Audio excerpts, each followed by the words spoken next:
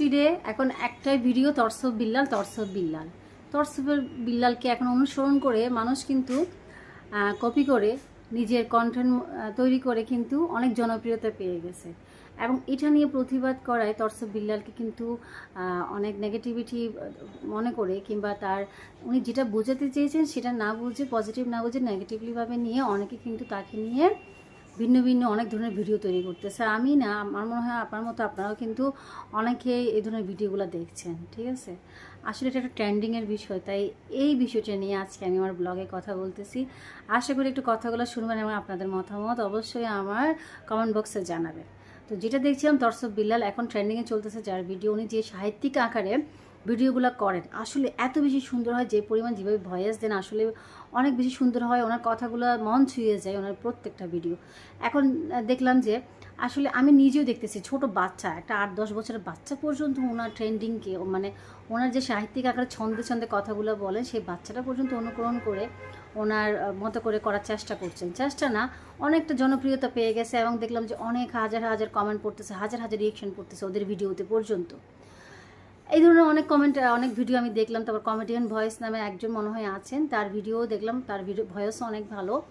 মানে তরসব বিল্লালের আগে কিন্তু কেউ কখনো এই ধরনের সাহিত্যিক আকারে বলে না, যতটুকু আমি জানতে পেরেছি, ইনফরমেশান দেখলাম। তরসব বিল্লালের আগে কিন্তু এই ধরনের সাহিত্যিক আকারে কেউ ভিডিও করে নাই, কন্টেন্ট তৈরি করে নাই।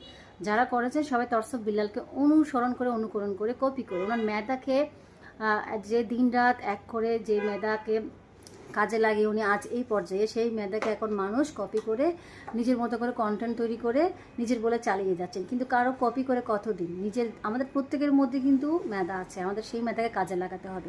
আমরা কেন অন্যের বুদ্ধিকে, অন্যের মেধাকে তিল তিল করে যে অর্জন করা মেধা, যেটা উনি পরিশ্রমের মাধ্যমে পেয়েছেন, সেই জিনিসটা চুরি করে কেন নিজেদের মধ্যে নিজের বলে চালিয়ে যাব? আমাদের ভিতরে যেটা আছে সেটা আমরা বের করব, নিজের প্রতিভাকে দেখাবো। অন্যজনের প্রতিভা নিয়ে কেন আমরা কন্টেন্ট তৈরি করব? অন্যজনের প্রতিভা, অন্যজনের কপি, অন্যজনের যেভাবে করে সেটা কেন আমরা কপি করে আমাদের কন্টেন্ট তৈরি করব? আমরা আমাদের মতো করে কন্টেন্ট তৈরি করব, আমাদের মতো করে আমরা প্রতিভা বের করব।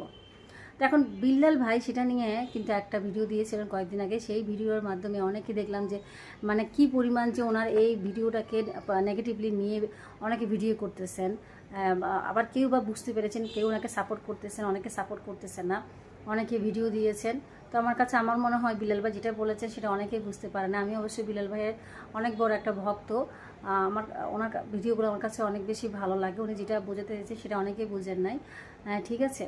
তো আশা করি আপনাদের মতামত অবশ্যই জানাবেন, ভিডিওটা কেমন হলো জানাবেন।